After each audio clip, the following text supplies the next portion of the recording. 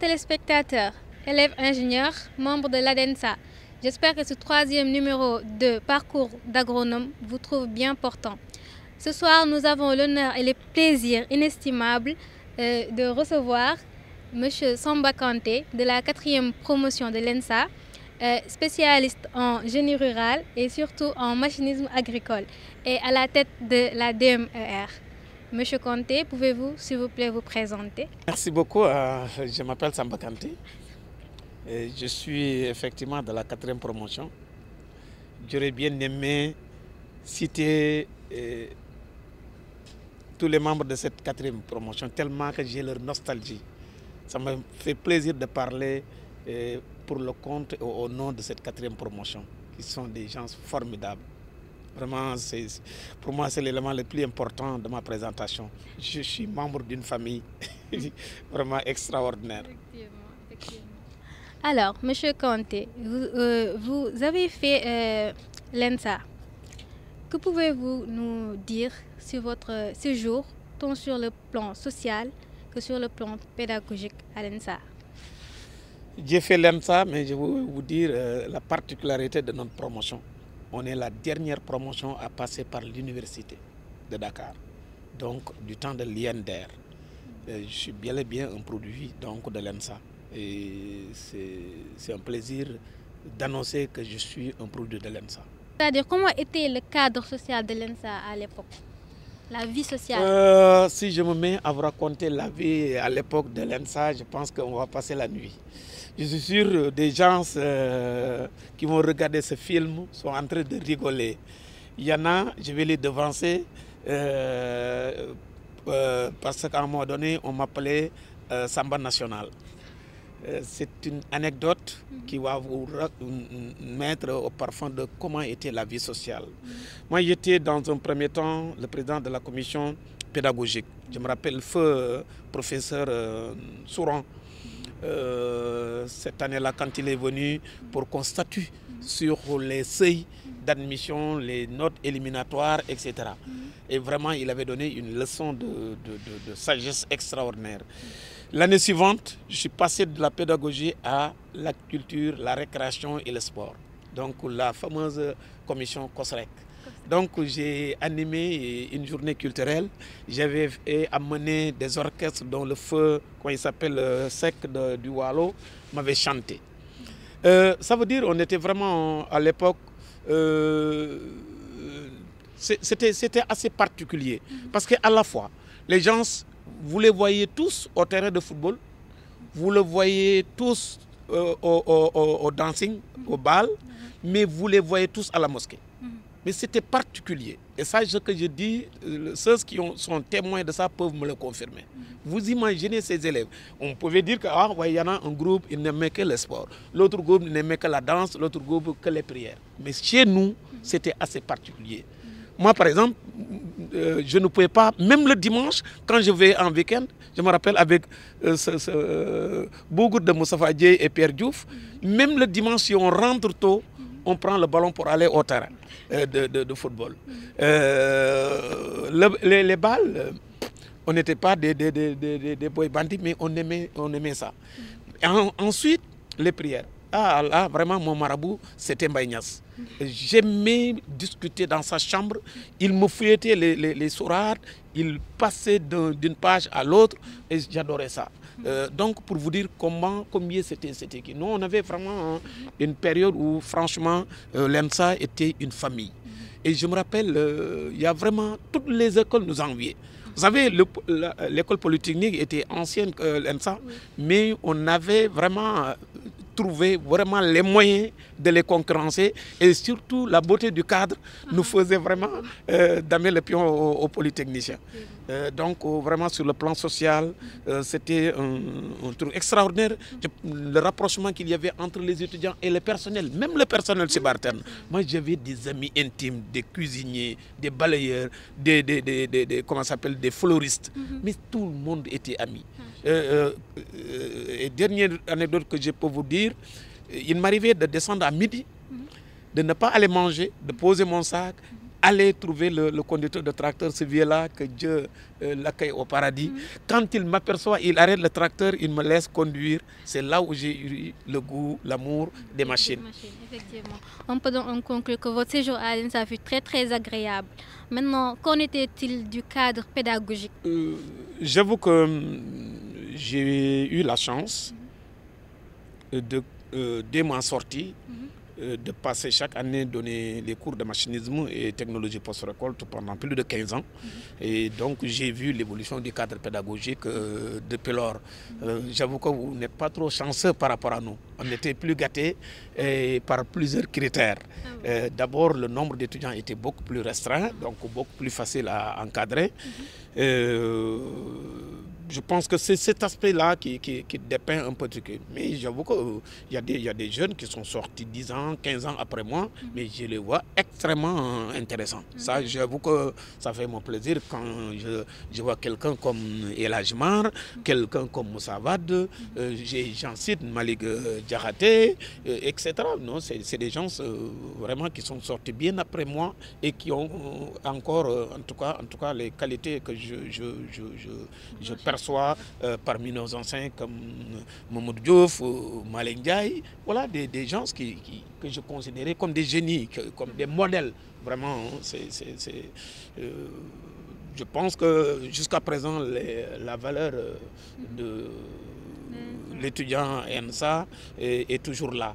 Mais je pense en âme et conscience, je pense que vous avez moins de chance que nous sur le plan pédagogique. D'accord, on l'accepte.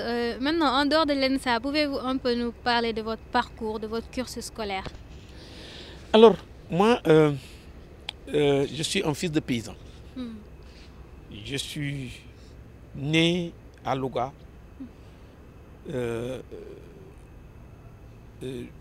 Tout le monde, je pense, connaît le village très religieux, très célèbre par son aspect religieux, Naïbegay, où El Hadji Baragaye, un des plus proches collaborateurs de Moukhaddam de El Hadji Malik, était avec mon grand-père, des deux côtés maternel et paternel. Et c'est son fils, par hasard presque, qui m'a amené à l'école, en disant à mon père, écoutez Ndiaga, nous sommes des responsables, il faut que je prenne mon fils, ton fils, il faut qu'on amène un de nos fils à l'école. Donc je fais partie dans ce coin très reculé de Louga, les premiers à fréquenter l'école française dans un village qui s'appelle Guimbet, à que je n'oublie jamais. Je salue vraiment toute la population de ce village qui m'a tout donné. Et de Guimbet, j'étais brillant à l'école primaire jusqu'à me faire sortir 2 classes, me faire quitter le CE2 pour m'amener au CM1 et du CM1 au CM2 à Louga. Donc j'ai laissé mes camarades à Guimbet, je suis venu à Louga et de Louga, j'ai réussi brio parmi les meilleurs élèves à l'époque de l'entrée en 6e. Tout le monde de Louga restait au CMT. C'était la première année où on a ouvert le CMT de Louga. Mais bizarre, moi et 2 autres collègues qui avaient brillé par les résultats de l'entrée en 6e, on nous a amenés à Charles de Gaulle. Donc j'ai fait toute ma carrière à Charles de Gaulle, la terminale que j'ai effectuée avec beaucoup de regrets à Limamoulaye. Parce que vraiment, quand je suis venu à Dakar, pendant 3 mois, j'étais dépaysé et je n'étais pas venu de manière régulière. Par mes notes, j'ai un frère qui habitait à côté du lycée Les Mamoulaye. Je suis venu en vacances. Le lycée était joli. J'ai côtoyé le proviseur pendant les vacances. Je lui ai montré mes notes. Il me dit reste, tu ne retournes pas à qui, je vais t'orienter. Je vais te transférer ici. Donc, c'est par le biais de ce proviseur que je suis venu à Limamoulaye, mais j'étais dépaysé. Je ne me sentais pas vraiment le milieu, l'atmosphère élève à Saint-Louis. Imaginez un élève de terminale C, j'avais à Guédiawaye aucun élève de terminale C. Pour travailler en groupe, il faut que je me déplace à Pikine pour trouver des trucs. Donc, ce n'était pas la même atmosphère. Et ça s'est répercuté même sur mes performances scolaires. J'avais une bourse. Je suis tombé cette année-là derrière le dernier élève qui a eu la mention. Et jusqu'à présent, ça me fait des remords. Mais cela se voit tout de même que vous étiez un élève très très brillant. Maintenant, vu que le temps nous est assez compté, qu'avez-vous à dire aux jeunes ingénieurs agronomes qui sont confrontés à un problème d'insertion professionnelle? D'abord, moi je leur demande d'abord de chercher le savoir, d'être compétent. Je ne suis pas du tout de ceux qui pensent qu'il faut avoir un bras long pour être recruté. Je suis là, je suis un exemple. Il n'y a pas un père, un tonton, une maman qui m'a mis en rapport avec qui que ce soit pour être ce que je suis. Donc c'est une question de sens, c'est une question de destin. Mais le destin, je crois qu'il faut que l'individu le cultive. Donc il faut d'abord être fort. Moi, je n'ai jamais fait un concours pour dire que je ne réussis pas. Je dis pourquoi, si c'est une personne, ce sera moi. Donc n'ayez pas peur. Hein? Il faut avoir en tout cas le background. C'est une Diane Watina. L'insertion, je crois que nous, les anciens, nous allons nous battre. Nous avons beaucoup fait d'ailleurs. Dans ma carrière, dans mes structures, j'ai traversé combien d'anciens de l'ENSA j'ai recruté. Et il y a d'autres collègues, d'autres camarades sortis de l'ENSA qui ont fait peut-être plus même que moi. Donc, n'ayez pas peur. C'est le monde qui est ici, c'est les pays sous-développés qui sont comme ça, mais je pense que la chance peut vous sourire toujours. Et que les gens doivent savoir que le monde a changé, le compte a changé. Il faut que aussi qu'ils soient beaucoup plus entrepreneurs. Ça veut dire avoir des connaissances pratiques. Ça, c'est extrêmement important. Mais je regrette sur le plan pratique, j'avoue que jusqu'à présent, nous traînons cette tare-là. Les sortants de l'ENSA ne sont pas opérationnels, ne sont pas pratiques. Ça, vraiment, il faut absolument qu'ils mettent l'accent là-dessus. Plus on est pratique, plus c'est intéressant. Et ça, j'ai vu même des étudiants qui étaient brillants à l'école, mais qui ne le sont plus quand ils sont en milieu professionnel. D'autres non brillants qui sont devenus brillants quand ils se sont mis au travail professionnel. Et donc, le côté pratique aussi, ça fait partie quand même des aspects sur lesquels, si vous voulez une insertion, le faire. Le démarrage n'est pas, ne négligez aucun salaire. 100 000 francs, 200 000 francs, tout ce qu'on vous offre, essayez de prouver que vous valez plus que ça. Et commencez à imaginez que j'ai un fonctionnaire à 90 000 francs comme salaire. Donc, je pense que c'est le conseil que je donne aux jeunes sortants de l'ENSA. Et je demande aussi aux anciens comme moi, comme les autres, de les aider le maximum possible. Sachez que moi, devant un étudiant de l'ENSA, quelle que soit sa couleur, quelle que soit son ethnie, à côté d'un autre qui se dit agronome, je ferme les yeux, je prends le sortant de l'ENSA. Moi, il y a des écoles de référence, c'est l'ENSA, c'est l'EPT, c'est l'ESP. Voilà un petit peu mes écoles de référence. Je m'excuse auprès des autres, mais franchement, voilà des écoles de référence pour moi. L'ENSA, vraiment, c'est une référence et Dieu merci, vous continuez à garder le flambeau. Alors, M. Conté, pouvez-vous nous dire un peu ce qui vous a motivé à rejoindre l'ENSA? Ça va vous faire rigoler, parce que à l'époque, on ne s'inscrivait pas d'avance. C'est le jour du concours que tout élève de terminale pouvait rentrer, inscrire son nom et faire le concours. Je me rappelle très bien, on avait 2 filles dans notre classe. L'autre c'est Bousso, l'autre, comment il s'appelle, je l'appelle, elle était de Linger, Gat. 2 filles que je taquinais et Aliou Kandji, qui est devenu mon promotionnaire à l'ENSA. Je le disais que vous étiez tellement des buveurs de leçons. Et il paraît que cette école-là, c'est vraiment ceux qui savent parceriser les salons, il s'est destiné. Et moi, je l'ai fait par hasard, c'était pour tester mon niveau. J'avoue que j'habitais à la porte du lycée, mais c'est un camarade qui est à Pékin, qui est venu m'annoncer que j'ai réussi le concours de l'ENSA, à l'époque, l'INDER. Donc, c'est le destin. Et à l'époque, j'avais une bourse canadienne. Ah bon? On m'a pris ma bourse, on m'a donné une bourse chinoise pour faire la photographie aérienne, j'ai refusé. On me donne une bourse en géodésie pour la Chine, j'ai refusé. La Chine et l'Union soviétique. Et avec mon ami intime Moustapha Dieye, nous avons réussi. Lui, je l'ai laissé à Charles de Gaulle. Il a réussi et pendant les vacances, on se concertait pour dire, lui aussi, il a réussi l'école par hasard. Donc c'est comme ça, c'est le destin. qui m'a amené vraiment au départ. Par contre, quand j'étais commencé à faire la seconde, je demandais quelles sont les études les plus difficiles. C'est ça que je vais faire. On me disait que l'agronomie. Donc déjà, depuis la seconde, je commençais à dire non, donc je vais faire les études les plus difficiles, c'est l'agronomie. Mais arrivé en terminale, vraiment, j'avais pensé à autre chose, tout sauf l'ENSA. Je ne pensais pas à l'INDER. C'est par hasard que j'ai fait le concours en m'amusant, en essayant de tester mon niveau. Voilà ce qui m'a amené. Mon parcours, je peux l'abréger. Quand je suis sorti, la semaine qui a suivi ma soutenance, l'ISRA m'a appelé pour me recruter. Je lui ai supplié de me laisser au moins un mois de repos. Je suis allé regagner l'ISRA Saint-Louis, que j'ai fréquenté presque pendant 10 ans. 10 ans. Dès que j'ai pris service, le lendemain, j'ai pris mon mémoire de titularisation de chercheur. Je devais le défendre en 6 mois. 5 mois, 15 jours, j'ai déposé mon rapport. Le 6e jour du 6e mois, le dernier jour du 6e mois, ça a coïncidé avec ma soutenance pour être titularisé comme chercheur à l'ISRA. Aussitôt après ma soutenance, je me suis inscrit en thèse. Donc, et cette thèse qui m'a fait bouder l'ISRA pendant 3 ans. Alors, il me restait tout simplement aller voir mon directeur de thèse, qui était une femme, Madame Destin, de Jean Boulou.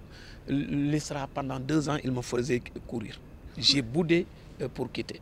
Et après, c'est ces trucs qui m'ont fâché. Je dis, je laisse la thèse technique, scientifique comme ça, et je me mets en finance et management. Donc, j'ai fait l'ISRA, vraiment pendant 10 ans. De là-bas, je suis allé regagner un projet FIDA Promer que beaucoup parmi vous certainement connaissent, avec Bachir Diop. Là aussi, il y a toute une histoire racontée là-dessus.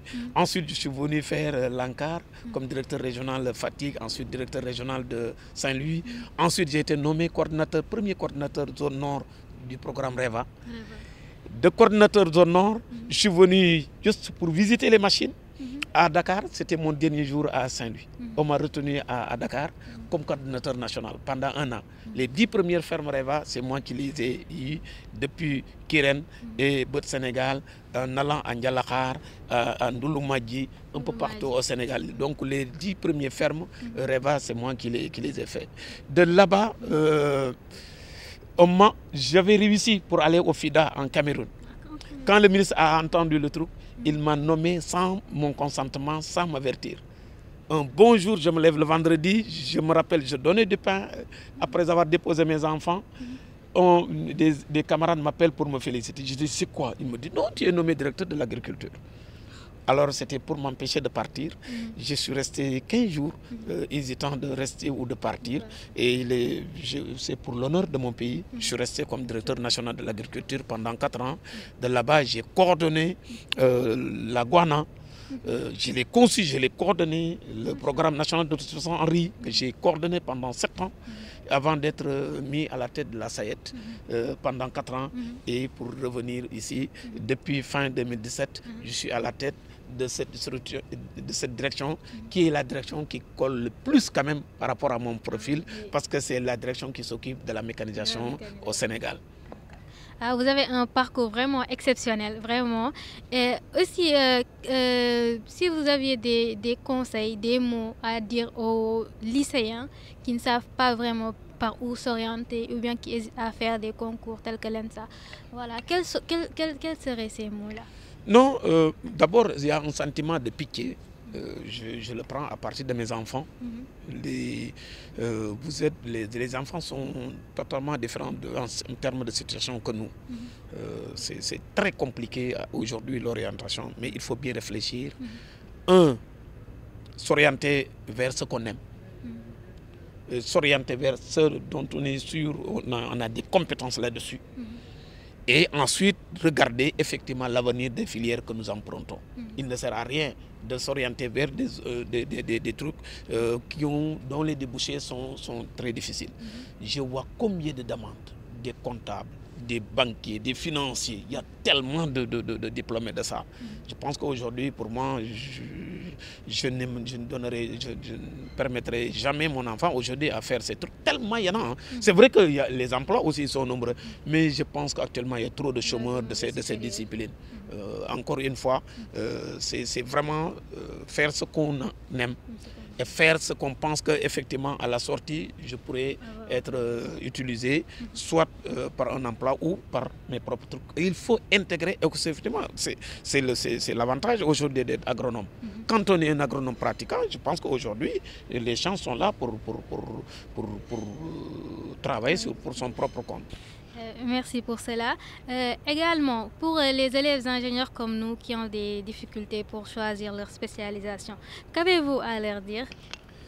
Je regrette que on néglige toujours le côté qui me concerne, le machinisme agricole. Non, c'est dommage. Hein? On vient de terminer et on va bientôt, vous allez voir la cérémonie de validation politique de ce document de politique de mécanisation. On en a fait le premier dans l'histoire du Sénégal entre 2012 et 2013 avec l'arrivée de Macky Sall. De 2012 à maintenant, on l'a exécuté et l'année dernière, on s'est arrêté pour dire écoutez, évaluons ce que nous avons fait en matière de politique de mécanisation, regardons les points forts, les points faibles et tirons les leçons de ce passé. Et heureusement, avec la BAD, à travers le projet Proval, que dirige un de nos aînés, Younous Sambalo, nous a financé pour effectivement évaluer notre politique de mécanisation, mais aussi réactualiser notre document de politique. Dans ce nouveau document, vous allez bientôt le voir parce que ça va être publié, vous allez voir la place que nous avons donnée à la formation. Nous avons demandé effectivement qu'il y ait une école doctorale en machinisme agricole et technologie post-récolte. Dans le passé, dans le passé, les institutions financières comme la Banque mondiale, des structures comme l'AFO, n'étaient pas trop pour financer le machinisme agricole, les programmes de machinisme. Aujourd'hui, c'est le monde entier qui est d'accord que le retard de l'Afrique est lié à son retard en matière de technologie de mécanisation. À partir de ce constat, la FAO, à travers aussi l'implication de l'Union africaine, ils ont élaboré ce qu'on appelle le cadre pour la mise en œuvre de la mécanisation agricole durable. Et dans cette nouvelle politique mondiale de la FAO, il était prévu de créer une structure qui regroupe l'ensemble des experts en machinisme agricole. Et j'ai eu l'honneur vraiment d'être mis à la tête de ces experts africains. Et nous sommes en train de travailler effectivement pour vraiment permettre à tout pays africain d'avoir une politique de mécanisation raisonnée, adaptée au contexte, à toutes les caractéristiques de nos pays, toutes les caractéristiques de nos exploitations agricoles. Et là, on est à pied d'œuvre pour définir l'ensemble des contours de cette structure qui a une dimension africaine, qui est pilotée par l'AFO avec vraiment une contribution de taille de l'Union africaine. Donc, moi, voilà ce que je pouvais dire pour la question de la formation. Il nous faut effectivement former des docteurs en machinisme qui forment à leur tour des ingénieurs de conception véritablement dont l'orientation est basée vers la mécanisation, qui demain vont alimenter la recherche, alimenter le développement, alimenter le conseil agricole. Et sous ces ingénieurs de conception qui doivent concevoir les projets, évaluer, exécuter les projets, les évaluer, les suivre, sous leur coupole, nous devons avoir effectivement des techniciens supérieurs orientés effectivement vers la mécanisation, des conseillers en machinisme, et ensuite le nœud le plus important encore, c'est les utilisateurs. Il nous faut former les utilisateurs aujourd'hui de machines. Nos machines actuellement ne sont pas utilisées à plus de 50% de leur potentiel, faute de maîtrise. Quand un ingénieur agronome ne peut pas apprécier la qualité du travail du sol effectué par un conducteur, mais mauvais, bonjour, les mauvais rendements. Quand un ingénieur agronome ne veut pas apprécier la qualité d'un semis, ne peut pas savoir que ce semoir est bien réglé ou pas mal réglé, tout ça, je pense que c'est des questions clés. Et quand nous ne pouvons pas concevoir des programmes cohérents de politique de mécanisation, ça pose problème. Quand j'entends dans le débat du groupe de l'EDENSA, quand on parle de politique de mécanisation, mais les politiques agricoles, quel que soit le domaine, c'est du ressort des agronomes. Qu'on soit en mécanisation, qu'on soit en économie rurale, qu'on soit en pédologie, qu'on soit en hydraulique, c'est des ingénieurs qui doivent concevoir, ce n'est pas des politiciens.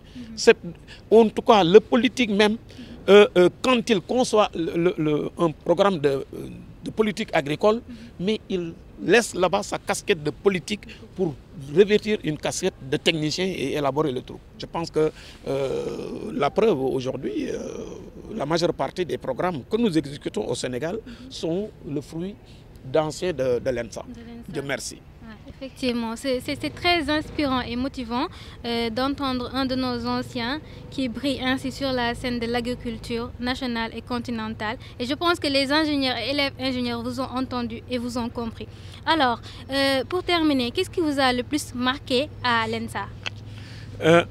J'avoue que ce qui m'a le plus marqué à l'ENSA, les Sidiki Ndiombana, les Abdourahmane Dob, les Aliou Kandji, qui vont suivre ce passage, ils vont se souvenir de ça. Et avant de l'évoquer, j'ai les larmes aux yeux parce que je pense à de mes amis promotionnaires qui nous a quittés très tôt, Mambandi Lach, que Dieu l'accueille au paradis. Cette nuit-là m'a marqué. Nous avons passé toute une nuit en assemblée générale. C'était la dernière AG, soit on abdique ou bien on continue la grève. Alors ceux qui devaient partir à l'étranger, ils étaient en retard. Alors nous, qui on voulait imposer de rester, surtout particulièrement moi et Moussa Diop qui avait opté pour le machinisme, on nous a sacrifiés. En démarrant l'AG avec Blaise Mbeng qui était le coordinateur des élèves étudiants, quand on a ouvert l'AG, les premières paroles, c'était on conclut, on peut lever la science. Pratiquement, il y avait donc on lève la grève, les gens sont partis.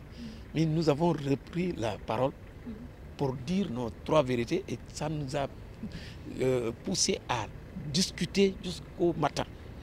Et franchement, cette nuit-là, je ne peux pas l'oublier parce que c'était ma dernière nuit de réunion à l'ENSA avec les étudiants en mouvement. Pendant longtemps, on avait une année extrêmement menacée.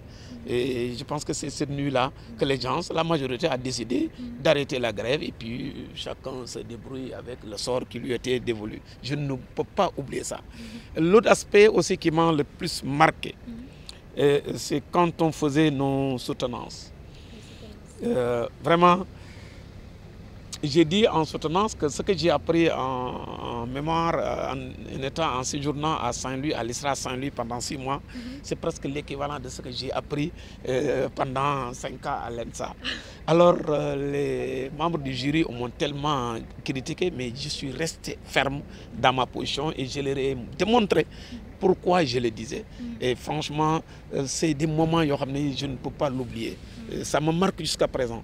Et pour vous dire tout simplement, quand je faisais mon MBI, ma thèse en finance et management à Paris en Sorbonne, c'est ça qui m'est revenu en tête. J'ai dit, écoutez, les gens, quand ils nous voient, on dit c'est un agromachiniste, ils nous prennent comme des tournevis. Alors qu'ils ne savent pas que les agromachinistes, d'abord, le machinisme, c'est la mécanique et c'est l'économie. Vous savez très bien que regardez ce que vous êtes, ce qui nous entoure. Vous avez la chance de m'interroger à la veille d'une grande cérémonie de lancement du plus grand programme de mécanisation dans l'histoire du Sénégal. Imaginez combien de milliards sont investis. Pour investir combien de milliards, il faut absolument avoir un recul sur le plan économique, sur le plan financier, sur le plan, toutes les questions économiques, il faut les poser. Et il faut trouver une cohérence entre ce que vous faites et ce que ça peut rapporter au pays. Pour dire, c'est des questions comme ça qui m'ont amené effectivement à dire, écoutez, non, il ne faut pas que les gens pensent que je suis un mécanicien ou je suis un tourneur de vis. Je suis un financier aussi. Et j'ai eu à obtenir ce diplôme qui a renforcé mes capacités managériales, mais aussi mes capacités en raisonnement économique et finance et management. Machallah, ça suffit vraiment intéressant. Et là, nous voyons que vous êtes un homme très occupé. Depuis tout à l'heure, on est en train de vous appeler. Alors, on ne va pas plus abuser de votre temps. Quels sont vos mots de la fin? C'est de rappeler que quand on est un ingénieur de conception, quel que soit le milieu où on est, on fait de la recherche. J'ai dit, et je le dis, je le répète tout le temps, que je suis passé par plusieurs structures, mais mon passage à l'ISRA, je peux tout effacer sauf mon passage à l'ISRA. On peut tout m'enlever, tout sauf mon passage à l'ISRA, qui a fait de moi ce que je suis. Il faut être curieux quand on a un certain niveau d'études, comme un ingénieur de conception.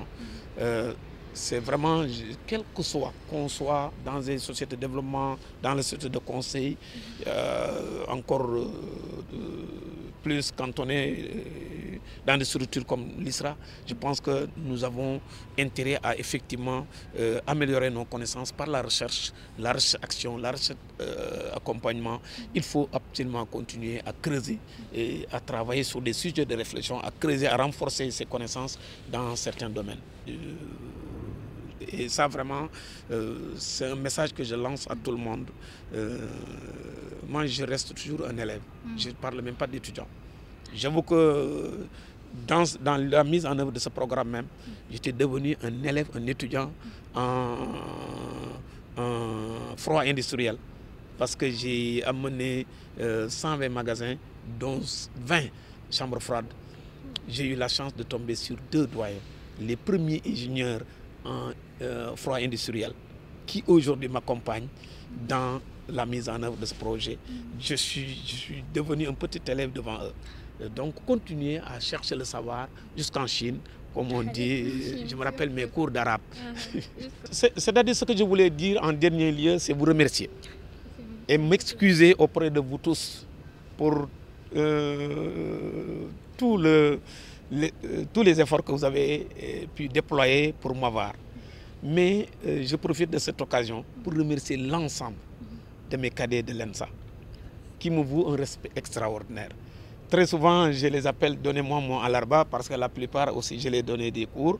Mais la plupart de ceux qui sont chargés de collecter les alarbas, ils le bouffent par la suite. Ils se reconnaissent. Très souvent, ils sont dans la LBA. Ils n'ont qu'à s'identifier. Donc voilà, vous vous reconnaissez donc. Merci beaucoup à vous, M. Kanté. Je n'ai pas des cadettes, mais j'ai des filles. Ce fut une entrevue très enrichissante et j'espère aussi que ce fut pour vous. Nous étions avec M. Samba Kanté de la 4e promotion de l'ENSA qui est aujourd'hui à la tête de la DMER. Et voilà, merci beaucoup.